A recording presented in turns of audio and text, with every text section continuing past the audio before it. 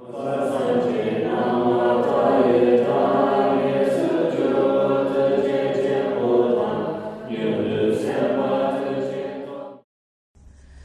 one of the verses from the Dhammapada, the teachings of the Buddha, summarizes in a way what Buddhism is all about. In this simple little verse, it says to give up negative actions, to practice positive actions, to tame your mind. That is the teachings of all the Buddhas. It's the teachings of Sakyamuni Buddha, and it's the teachings of all the Buddhas to come. Sakyamuni was the fourth Buddha of the 1,000 Buddhas to come. So all the 1,000 Buddhas to come, that is what they're going to tell us. How to give up negative actions, how to stop harming, how to stop harming ourselves, how to stop harming others, how to stop harming the planet, how to stop harming the environment, how to stop harming animals, other sentient beings, how to stop harming ourselves through negative actions, through negative karma. And then to give up to give up negative action, to practice positive action. So the Buddha told us then what is negative and what is positive. So often we are so confused about what to do, what is the right thing to do. You look again in the world and see how strange that people think that a good result can come from harming others, or that a good result can come from war, or that a good result can come from taking all the resources out of the ground and leaving nothing, or that people can think that a good result can come from the environment deteriorating more and more and more. It seems so obvious, the result of our actions. If it is based on greed and ignorance, nothing good will come of it. There might be some instantaneous gratification, but there will only be pain and suffering arising out of it in the long term. So the Buddha taught about what is negative, what is positive. That means by negative and positive, he was saying what is harmful. That is the negative. He meant what is harmful. That's the only reason it's called negative. And what is beneficial, that is what makes it positive, in that it is beneficial. Because we all want to be happy. All of us want to be free from suffering. So, how to give up negative actions? Or to give up negative actions, to practice positive actions, so meaning to benefit ourselves, how to be truly happy, not just superficially running around in circles trying to catch and grasp and protect for ourselves all the things that we feel we want, and trying to run away from all the things that we're afraid of, all the things that we feel are threatening us, all the people and situations that we don't like. And of course our likes and dislikes change all the time. So that approach to happiness doesn't work. The Buddha taught us that if we really want to be happy, if we really want to find happiness, contentment, have a good life, we need to understand what is positive and what is negative. And we need to apply it. Not only understand it, but actually apply it in our speech, our thinking, our mental attitude, and in our actions. Because without that, it's just sort of words on a page. It's always about the application. And then the Buddha said to tame your mind. So the third thing was, to give up negative actions, to practice positive actions, to tame your mind. Those three things are the teachings of the Buddha. Even though there are, of course, 84,000 teachings of the Buddha, they say. But, so I'm giving you a nutshell. I'm thinking of like a little walnut. And inside that little walnut, you have this verse. So to tame your mind, of course, this is meditation. This is what the Buddha and what all Buddhists are engaging in: study, contemplation, meditation. the Buddha was a champion meditator. The Buddha taught how to tame your mind, how to free the mind from negativity, how to free the mind from negative emotions, desire and grasping, anger and aversion, ignorance, dullness, jealousy and pride, greed, selfishness.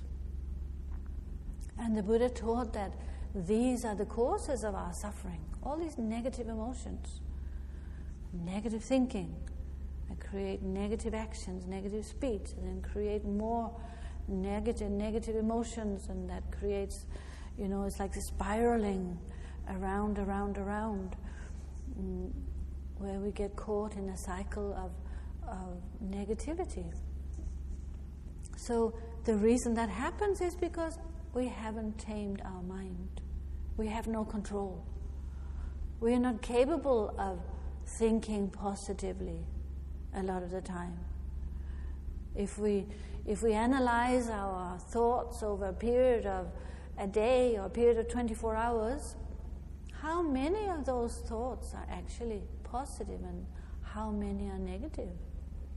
I think we would be surprised if we were able to, somebody could develop an app. Maybe the next thing would be an app we can plug in somewhere, and it can measure our thoughts, and it'll tell you, oh dear, you had a bad day today. You had like an 80% of negativity going on in your mind. You must improve. Maybe that could be quite helpful, actually. Or maybe that's quite a positive measurement. Maybe a lot of the time we have a 95%, 99% negativity score. And we really need to improve. Our habits go in a very sort of spiral of negativity, negative thinking, negative emotions, negative action,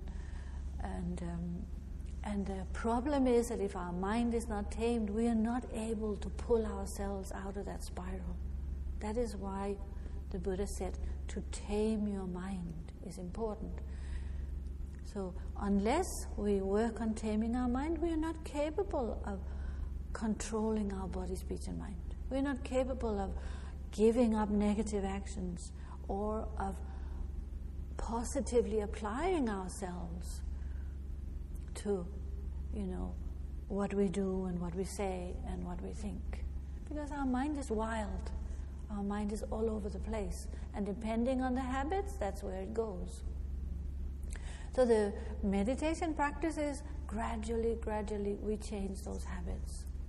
Gradually, we bring our mind back from the negative. We bring our mind back into the present moment. We let go of the past. We don't worry about the future. So the future could be, 5 minutes from now, 10 minutes from now, tomorrow, next year. All of that is the future. We need to learn to be in the present and letting go of the past, whatever happened in the past, whether it's yesterday, this morning, or yesterday, or last year, or many years ago, our childhood. We need to let go and recognize it doesn't exist anymore. Why should we torture ourselves and keep it all alive in our mind? Like we're opening up a wound every time we go over the same things again and again and again. So this little nutshell, to give up negative actions, to practice positive action, to tame your mind, is essential, that we look at this and we try to understand and analyze our own actions and give up our way of thinking that is not beneficial. And first of all, it will be harmful to ourselves. So by harming ourselves, we're also harming others. Through our negativity, it has impact, quite wide impact really. Same with a positive way of thinking and acting. So we benefit ourselves and others will benefit through that. Then if we really Yeah, so if we analyze our way of thinking or our actions, look at in one day, what did I do today? At the end of the day, look back and see, how did I spend my day? Okay, so we've observed the thoughts. We see that there was a lot of negative thoughts. And what did I do in terms of actions? Did I do something that was positive? Did I do something good? At least try to do a few good things throughout each day. Make that commitment to, I'm going to do consciously apply myself to positive action, beneficial action. Then that's a good step in the right direction. And then in terms of our speech, we analyze and say, what did I say? How did my speech affect both myself and others? And that we try to improve it if we see that there is something lacking. And by doing that, we gradually become familiar with the effects of negative actions and the effects of positive actions. We start to recognize in ourselves that actually, yes, it's when I'm thinking negatively that it doesn't make me feel good. If I lose my temper, I feel bad for the whole rest of the day. If I say harsh things, I feel bad for the rest of the day. I better stop, I better change. And if I do something positive, it really also makes me feel very good. So simple analysis like that is very useful. And then, of course, this third line that says to tame your mind, that is how we can really accomplish it. We can develop inner stability, we can develop peace of mind, contentment, gratitude, and positive mindsets. So all of that is helpful, simple things of observing, how did I do today? And then making a resolution to do better. And every morning we're also recommended to, when you start the day, start it with a positive motivation. Start it with a strong intention, saying, today I will really apply myself in a positive way. Today I will really not allow my mind to get sidetracked into old habits, negative traits. Today I will focus on being, helpful to others or beneficial or just being in the present. If you have a strong motivation in the morning, then that helps you to keep that focus throughout the day. And then with mindfulness, applying awareness, strengthening our mindfulness and awareness in our day-to-day life and our day-to-day meditation, then gradually we become more and more skilled in this sort of way of living our life in a way that really it makes our life meaningful. That's a key point. If we live according to this tiny verse, it will make our life meaningful, and that is essentially the key to happiness, to make our life meaningful and beneficial.